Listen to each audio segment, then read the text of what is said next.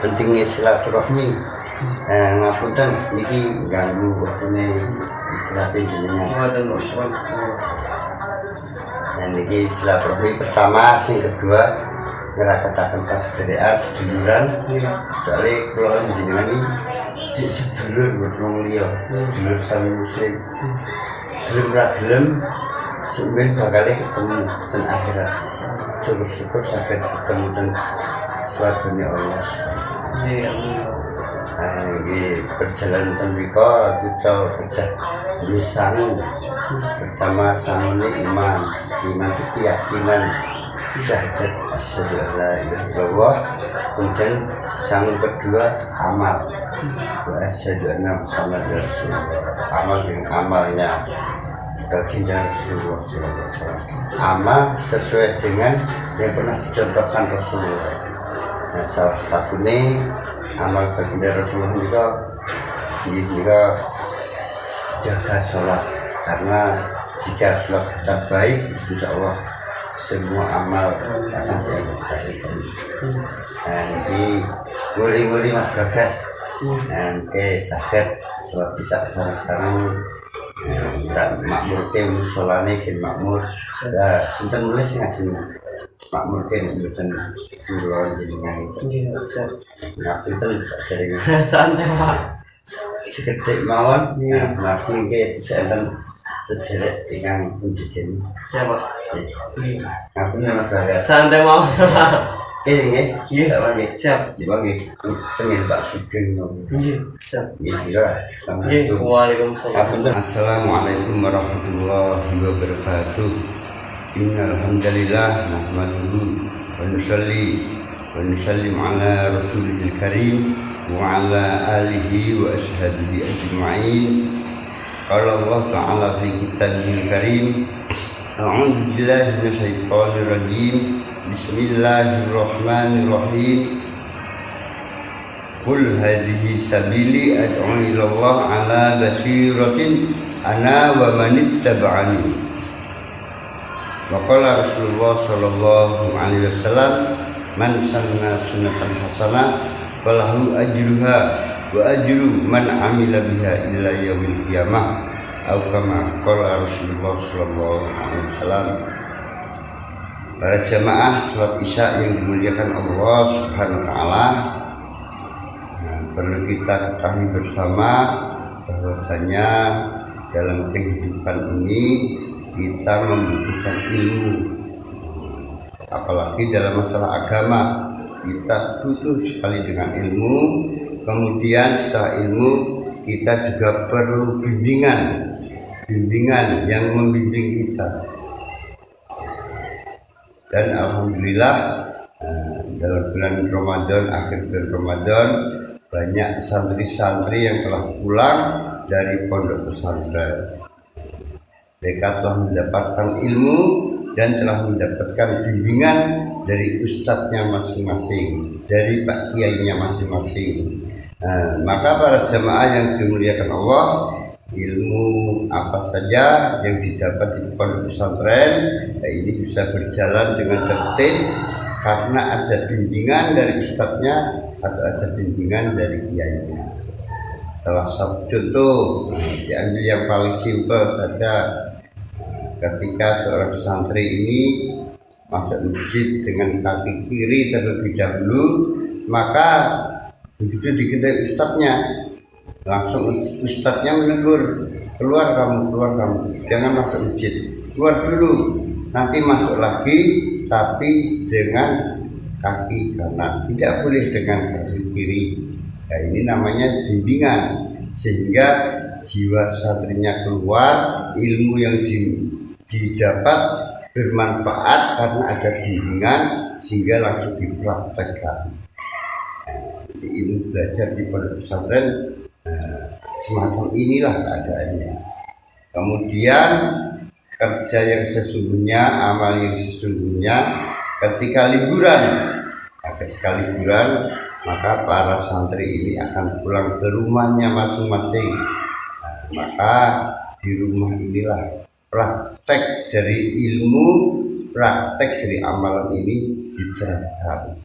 Maka para jamaah yang dimuliakan Allah Subhanahu wa taala, demikian juga dalam kehidupan sehari-hari ini kita ini punya tugas kewajiban, yaitu sholat, puasa, zakat, haji, dan alhamdulillah kita telah berjuang agar bagaimana amalan kita pun bisa kita lakukan dengan istiqomah.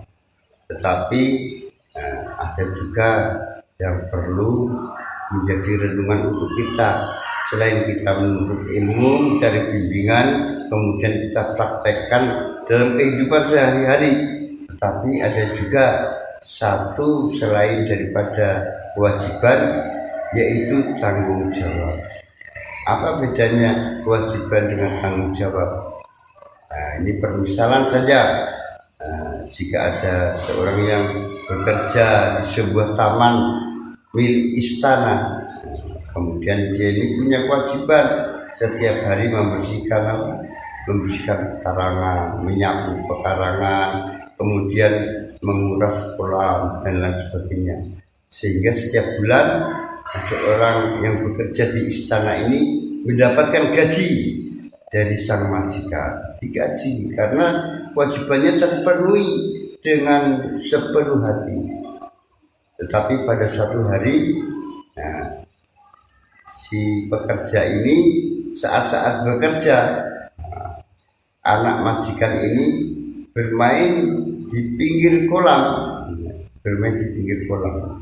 dan jatuh ke dalam kolam. Maka si pekerja ini melihat anaknya majikan yang masih kecil ini jatuh ke kolam. Dia belum bisa berenang, akhirnya jatuh kemudian meninggal dunia. Maka sang majikan ini marah-marah, kenapa kamu mengetahui anak saya bermain di pinggir kolam kemudian jatuh, kamu tidak memberikan pertolongan? Maka si pekerja ini menjawab, karena kewajiban saya kan cuma membersihkan taman, menguras kolam, kemudian membersihkan tempat-tempat sekitar taman-taman tersebut, dan saya tidak punya kewajiban untuk menolong anak kecil karena itu bukan tugas saya. Maka akhirnya si majikan ini pun marah. Dia telah melepaskan tanggung jawab. Memang kewajiban sudah dipenuhi, tetapi tanggung jawab tidak dipenuhi dalam rangka memikirkan anak sang majikan. Maka para jamaah yang dimuliakan Allah, bahwasanya umat baginda Rasulullah SAW pun demikian juga. Kita ini telah memiliki kewajiban yang mesti kita penuhi, tetapi kita juga memiliki tanggung jawab. Selain kita memiliki kewajiban, kita juga punya tanggung jawab. Kita punya kewajiban sholat, kewajiban puasa, kewajiban zakat, kewajiban haji, kewajiban apa saja yang telah Allah tentukan dalam syariat. Tetapi kita juga punya tanggung jawab untuk memikirkan umat baginda Rasulullah SAW. Sehingga dikatakan, katakanlah Muhammad, hadihi sabili, ini saja jalanku, tidak ada jalan yang lain. Hadihi sabili ad'u ilallah, mengajak manusia agar kembali kepada Allah. Ini tugas kita semua. Hadihi sabili ad'u ilallah ala basiratin, dengan hujah yang nyata. Anak wa man tab'ani, ini tugas saya, kata baginda Rasulullah SAW, dan tugasnya orang-orang yang mengikuti saya. Tugasnya siapa saja?